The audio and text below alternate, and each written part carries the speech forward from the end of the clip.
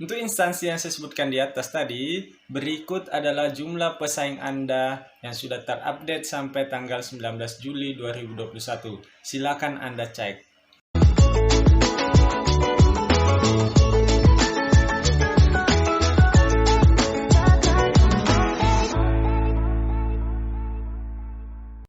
Assalamualaikum warahmatullahi wabarakatuh, teman-teman. Bagaimana kabarnya?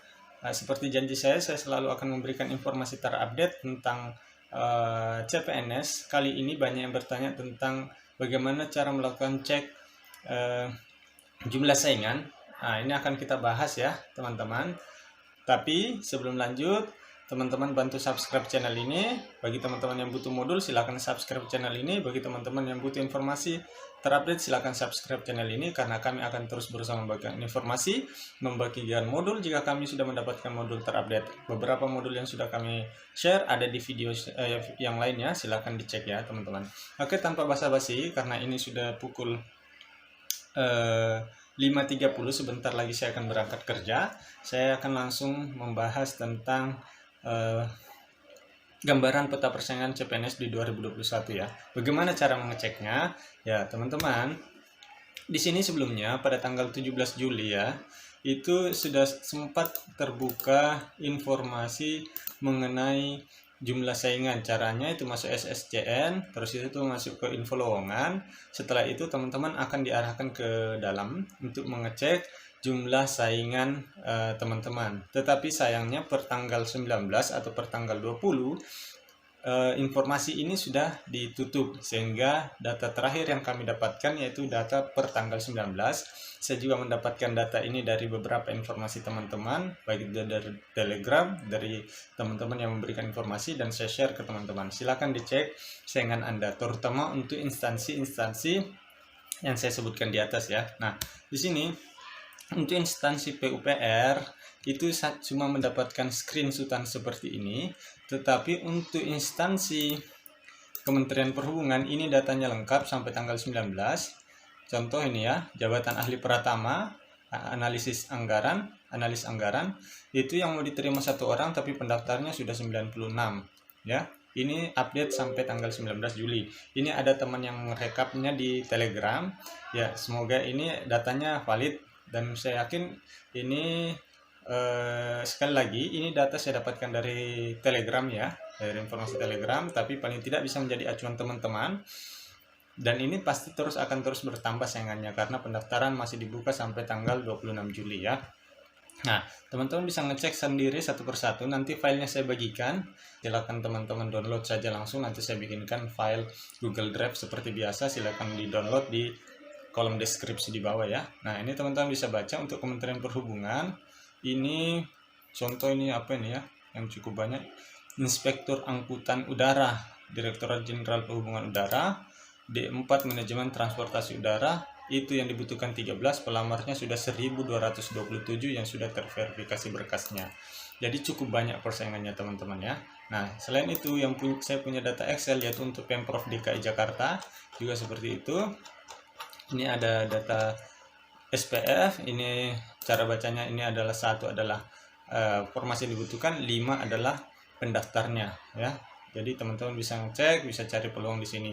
Tetapi sekali lagi ini bukan data final karena ini data terupdate sampai tanggal 19 Juli, sedangkan pendaftaran masih sampai tanggal 26 Juli ya. Selain itu saya juga punya data di sini, data dari KLHK ya. KLHK di sini ada. Teman-teman bisa cek sendiri. Nah, ini ya. Ini adalah data pendaftar yang paling kanan. Sedangkan ini data yang lulus verifikasi. Sedangkan ini adalah kebutuhan. Nah, yang Biro Hukum, S2 Hukum yang kebutuhannya 4, yang lulus verifikasi sudah 58. Ini ada teman-teman yang merangkum ya, sebelum kemarin datanya di close, ada yang sempat merangkum secara keseluruhan.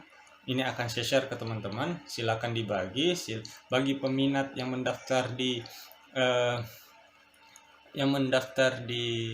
instansi-instansi ini, ada peluang untuk membaca peta persaingannya ya teman-teman. Nah, selanjutnya untuk Kementerian PUPR nanti saya akan bagikan sendiri gambaran peta persaingannya estimasinya seperti apa, karena saya punya data di tahun 2019 yang mungkin bisa dijadikan rujukan, dan juga saya punya data hasil SKD, nilai-nilai teman-teman SKD untuk PUPR di tahun 2009 cukup tinggi-tinggi ya. Nanti teman-teman saya bagikan sendiri, saya bikinkan videonya sendiri. Nah, untuk PUPR sendiri, untuk persaingannya yang sudah terdownload yang sampai tanggal 19 ini ya teman-teman.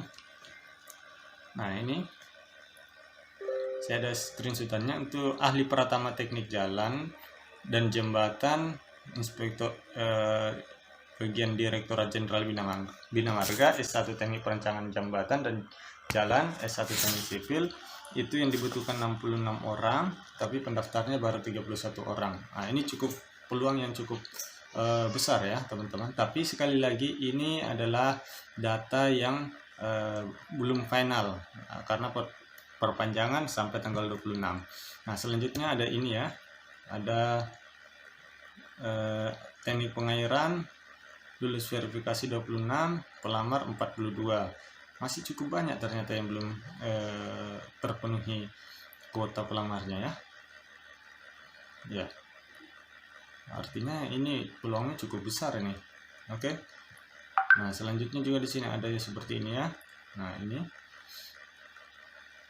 nanti saya kasihkanlah filenya. Saya tidak bisa membacakannya satu persatu karena sudah hampir jam 6, saya sudah mau berangkat kerja ya.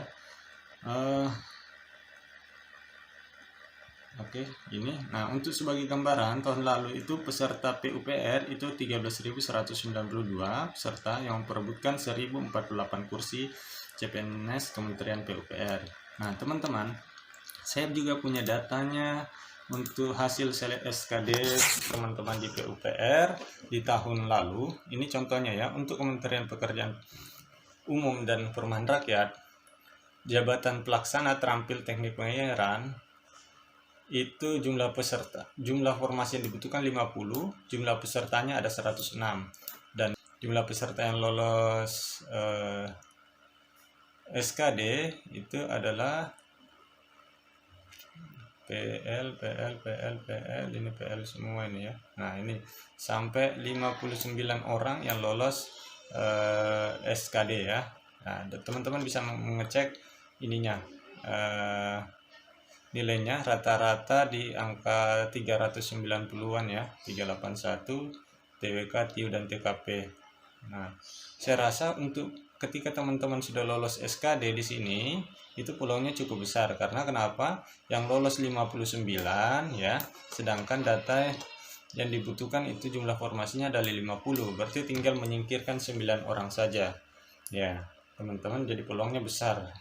Oke, coba kita cek satu lagi. Nanti kita bahas sendiri untuk PU ya. Nanti kita bahas sendiri untuk PU. Kita buatkan video sendiri. Ini gambaran umum saja. Nah, contoh ini jumlah formasinya 45, jumlah pesertanya 63. Ini jumlah peserta SKD ya. Nah, teman-teman lihat. Ini nilainya rata-rata segini ya, 408, 398, 386, 382. Nah, ini. Dan yang lolos itu ada 45 orang yang masuk ke SKB.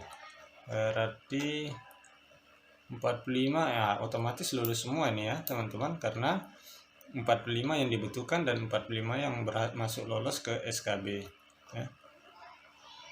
Jadi itu ada gambaran seperti itu. Sebenarnya untuk membaca peta persaingan bisa mengambil dari rujukan dari tahun lalu juga bisa sebenarnya, sebagai gambaran saja bahwa ada seperti itulah peta-peta persaingannya. Oke teman-teman, mungkin cukup sekian. Filenya saya taruh di deskripsi di bawah, silahkan di download.